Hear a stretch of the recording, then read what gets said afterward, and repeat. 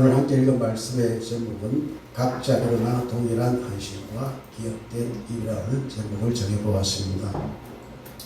자, 민수기 강의를 지금 6장, 7장 이제 9절까지 말씀드렸는데 참 하기 잘했다는 생각을 해보았습니다. 왜냐하면 민수기를 읽고 또 설교를 하긴 했지만 사건 중심성 했던 것 같습니다.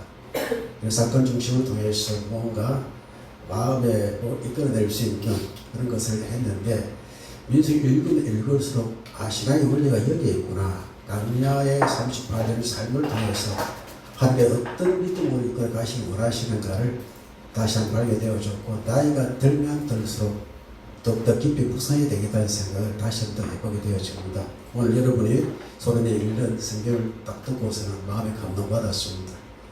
여러분 읽을 때 소리 내고 읽습니까? 아니면 소리 안 내고 읽습니까? 소리 안 내고 눈으로 읽잖아요. 사람은 눈으로 말해도 그렇죠. 그러나 성경 읽을 때는 소리 내어서 읽기 참 좋겠다라고 생각하는 동시에 저희 집에도 아이들 어릴 때는 성경을 돌아 읽었는데 언제부턴가 안 읽고 있는 것을 발견되어져서 오늘 계기로 우리 부부라도 성경을 함께 서로 마주보면서 성경을 읽어야 되겠다는 생각도 해보게 되었습니다. 시편 3편에 하나님께서는 내 목소리로 기도하는 것을 원하신다라는 말씀이 있듯이 내 목소리로 기도하는 성경 읽는 것이 얼마나 귀한 일인가를 다시 한번 생각해 봅니다. 우리 지난주에 민수기 7장 1절 9절까지 말씀을 함께 살폈습니다. 내용은 성막 미식한 이제 그 봉헌한 날에 제단에 모세가 기름을 발라서 거룩하게 구별한 사건이 기록되어지고 이때 이스라엘 각 지파 지도자들이 드린 헌물들이 있는데 이것을 레위 자손이 그의 직임에 따라 사용할 수 있는 헌신된 이제 그 소 12마리와 늦게 있는 수레 6개였습니다. 그래서 하나님께서는 레위 지파의 직임에 따라 이것을 공평하게 분배하시는 분이시다라는 것을 알게 되어졌고요. 그리고 헌물은 고르반인데 가라바에서 나가는 사실을 알았고 이거는 이제 헌물은 물건이 아니라 가까이 가는 행위라는 사실도 함께 알게 되어졌습니다. 또 하나님께서는 공평한 분배를 하셨는데 공평은 하나님의 직임에 따라 주시는 사명에 따라 주시는 것이 참담 공평이 되어집니다.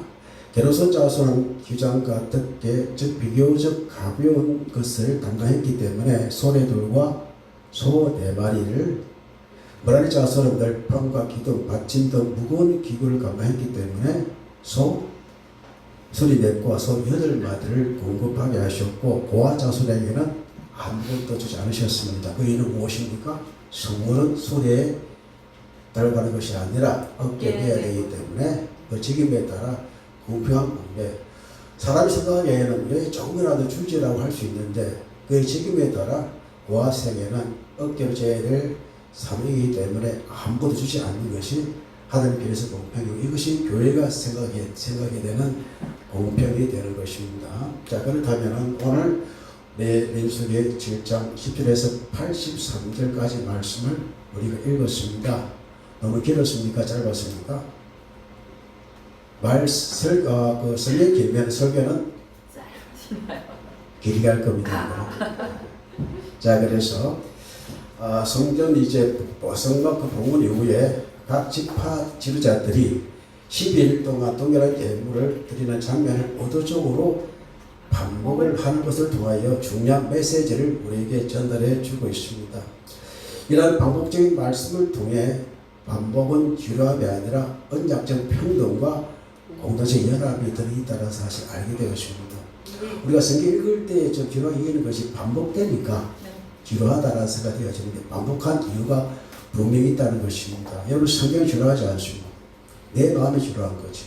그 속에 메시지를 발견한다면 그 속에 나타 하나님의 것이 얼마나 심오한지를 우리가 알 수가 있습니다. 첫 번째가 한옥합니다. 한옥하는 언제 시작을 의미하는데 10절과 11절 말씀을 다시 한번 읽어봅시다. 제단의 기름을 받는 날에 지휘관들이 제단의 봉헌을 위하여 헌물을 가져다가 그 헌물을 제단 앞에 드리니라. 여호와께서 모세에게 이르시되 지휘관들은 한 사람씩 제단에 봉헌물을 드리시리라 하셨더라. 한 사람씩 제단에 봉헌물을 드려라 라고 말씀을 하셨습니다. 자, 제단의 길을 받는 날에 봉헌을 위하여 헌물을 가져다가 이 봉헌이 한옥합니다. 한옥하는 봉헌식 헌신한 뜻을 갖고 있는데 하나크라는 이제 동사에서 온 단어입니다. 시작하다, 헌신하다, 봉헌하다 뜻입니다. 이 단어 훗날 유대적인 한우카 수전절의 어원이 되는데 즉 한우카는 헌신의 시작임을 의미하는 단어가 됩니다. 그 제단의 봉헌은 단순한 계급 행사가 아니라 하나님께 완전히 구별되는 시작이라는 의미를 담고 있습니다.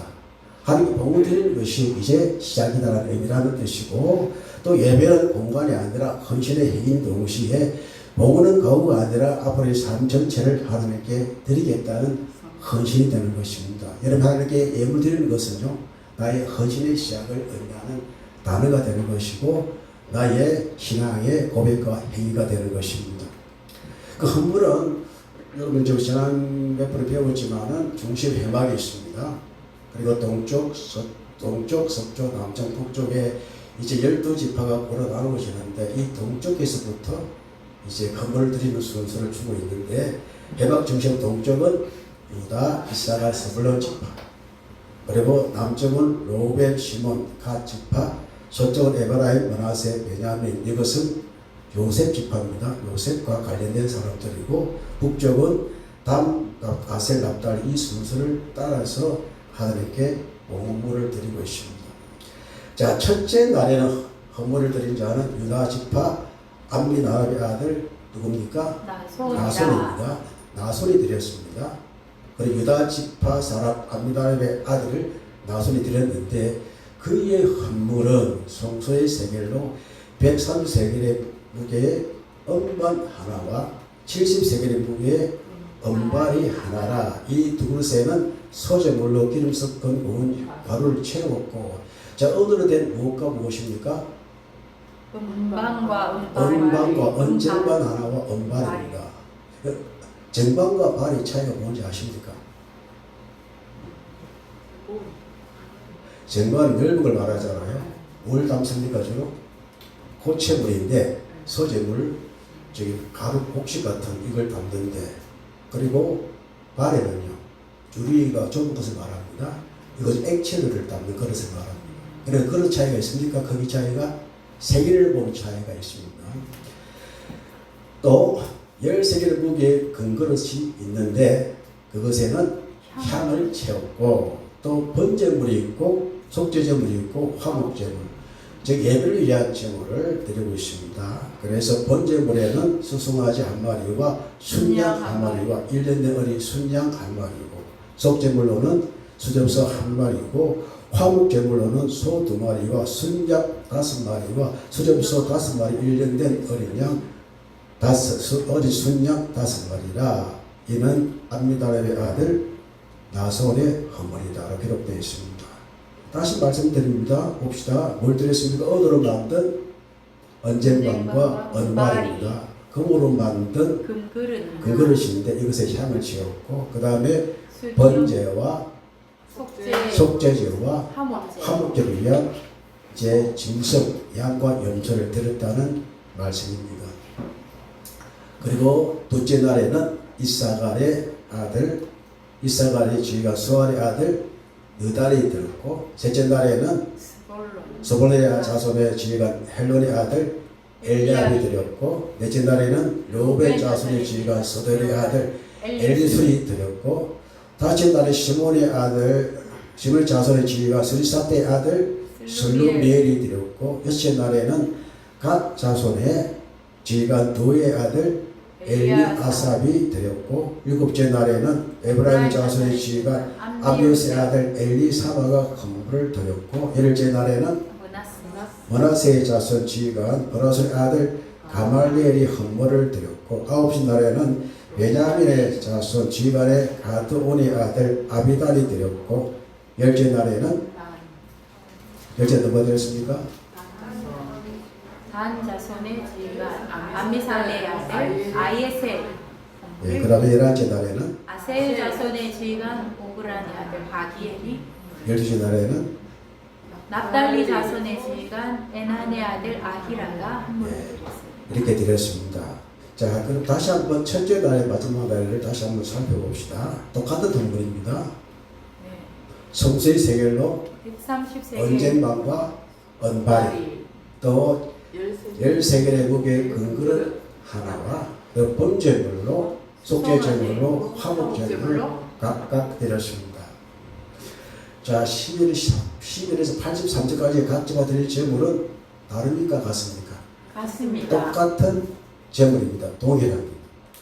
반복되는 표현으로 코르바노는 그의 헌물입니다. 그의 헌물은 똑같이 그의 예물은 그의 예물이 기록되어 있습니다.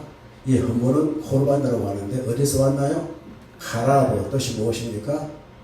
하나님께 가까이 가는 행위다. 즉 물건들의 행위가 아니라 가까이 가는 믿음의 행위라는 사실을 증명하는 말씀이 되는 것입니다. 자, 하나님의 말씀에 따라 동편, 남편, 서편, 북편 순서로 하나님께 드려지고 있고 또 이것을 보면은 하나님 각자가 드린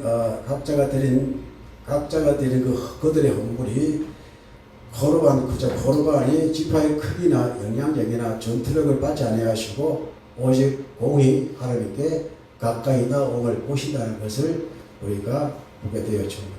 자, 그런데 우리가 상을 주면은 첫 번째 상 받는 사람은 아무개에게 이런 이유로 상을 준다 그러잖아요. 네. 명인 같으면 두 번째는 뭐라고 합니까? 이하 동문 그러잖아요. 여러분 이름이 밝게는 상을 많이 받았으면 이하 동문을 많이 받았습니다. 우리 장집사님 이하 동문입니까? 우리가 상 받을 이하 동문이 많잖아요. 주로 잘한 아이들은 자기 이름을 딱 밝혀주지만 그 다음부터는 이하 동문. 저는 이하 동문도 있었고 앞에 상도 있었는데 그래서 왜 기타 등등이나 이하 동문이 아니라 같은 내용을 12번을 반복하셨을까 하는 생각을 해보게 되었습니다. 사실 이렇게 했다면 나머지 그렇게 드렸더라도 끝이 되는데 하나님께서는 끝까지 12지파에 드린 사람 이름을 기록하고 있습니다. 하나님께서는 이름 하나도 생략하지 않으시고 각자의 주의 이름을 부르시고 동일하게 받으시되 결코 계를 지우지 않으시는 분이시는 사실을 주님께서 우리에게 말씀해 주시는데 자, 여기에 대한 말씀을 세 군데 찾아보았습니다. 먼저 빌립보서 4장 3절 말씀 읽어봅니다. 또 참으로 나와 먹이를 같이 한 네게 구하노니 복음에 나와 함께 있어서 저 여인들을 돕고 또한 글레멘 도와 그의 나의 동자를 도와 그 이름들이 생명책에 있느니라. 기억되는 이름입니다. 두 번째 계시록 3장 5절입니다. 이기는 자는 이와 같이 흰 옷을 입을 것이요 내가 그 이름을 생명책에서 걷어주지 아니하고 그 이름을 내 아버지 앞과 그의 천사들 앞에 시인하리라. 잊히지 않는 이름을 말합니다. 또 말라기 3장 10절 읽어봅니다. 그때 여호와를 경외하는 자들이 피차에 말하며 여호와께서 그것을 분명히 들으시고 여호와를 경외하는 자와 그 이름을 정직히 여기는 자를 위하여 여호와 앞에 있는 기념책에 기록하셨느니라. 주여 나의 이름 보좌 앞에 놓인 어린 양 생명책에 기록하셨을까. 이건 부정이 아니라 기록하셨다는 그런 우리의 신앙 고백이 되어지는데 자, 그렇다면 한 번에 담긴 의미를 살펴봅시다. 주님께서 각자 이름을 부르시고 그 내용을 기억하는데 자, 언어로 맞는 게 있고 금으로 맞는 것이 있습니다. 그리고 본문에는 번제와 속죄제와 화목제가 있습니다. 자, 그렇다면 언어는 이제 가세파라고 하는데 이 속죄를 의미하면 속죄는 무엇입니까? 드린 온 게세파에는 구속의 가치가 들어있다는 것을 말씀하는 것이고 금은 자아라고 하는데 금이 무엇을 의미합니까? 하늘의 영광과 왕권을 의미한 동시에 하나님은 거룩하시다는 의미를 담고 있고 그리고 그러니까 이제 봉헌은 하나님의 구속의 은혜와 하나님의 거룩하신 영광을 인정하는 신앙 고백이 은과 금에 담겨 있다는 것이고 그리고 번제와 속죄제와 화목제가 있습니다. 번제는 무엇입니까? 태워드리는 것입니다. 올라라는 뜻입니다. 또 전적인 헌신 하나님께 드립니다라는 의미가 담겨 있다면 핫타타는 무엇입니까? 속죄제입니다. 하나님께 우리의 제사함을 고백하는 행위가 되는 것이고, 맨 마지막 화목제는 힐라빔이라고 하는데 하나님과의 평화와 사람과의 평화가 이 화목제에 담겨 있습니다.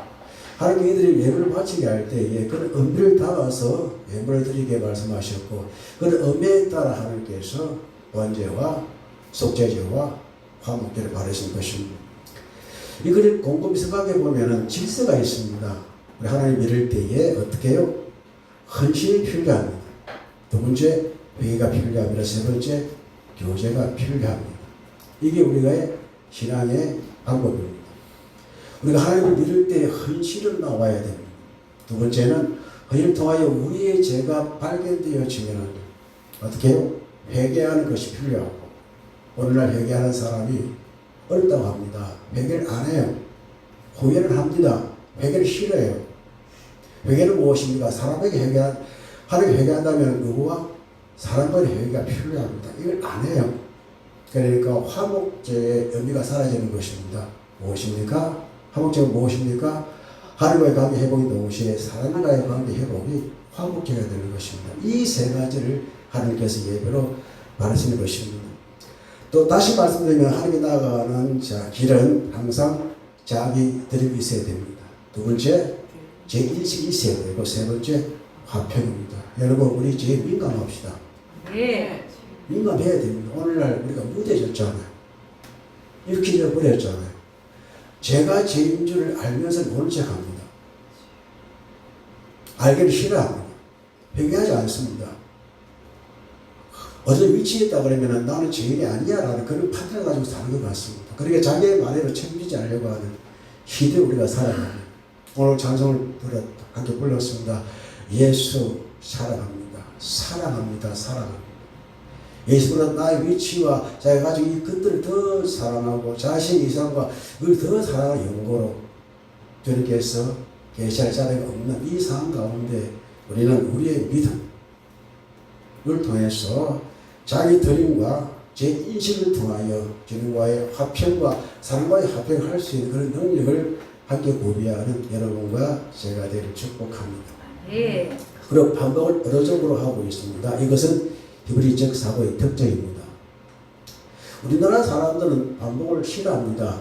반복하면은 그만 말하라고 합니다. 듣기 싫다고 합니다. 즉 그만하라고 합니다. 그럼 여러분, 반복은 학습입니다. 하나님께서는 학습을 하신 겁니다. 그걸 통해서 영성을 강조하십니다. 하나님께서는 이렇게 말씀하시지요. 난 내 각사의 헌신을 결코 잊지 않는다. 그 이름들을 기억하신다는 뜻이 되는 것입니다.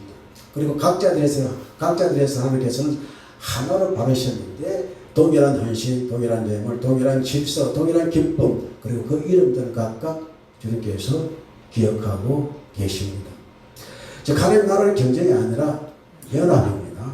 또 헌신의 비교가 아니라 하나님께 가까이 가는 코르반이 되는 것입니다. 그러므로 나의 예물은 하나님과 가까이 가기 위함인지를 생각해 봅시다. 또 나는 비교 속에 살지 않는지, 악성의 은혜 속에 살고 있는지를 생각해 봐야 합니다. 또 나의 헌신의 방법들은 신실하고 또 증명하고 있는지를 한번 생각해 보는 이 시간이 되기를 축복합니다. 자, 이 말씀을 가지고 저는 세 가지 이제 마음간에 새길 것과 그리고 기도의 제목을 생각해 보았는데, 자, 12지파는 단순한 예물이 되는 것이 아니라 하나님께 가까이 가는 행위를 보여드렸습니다. 그렇다면 우리의 기도는 같이 읽어봅시다.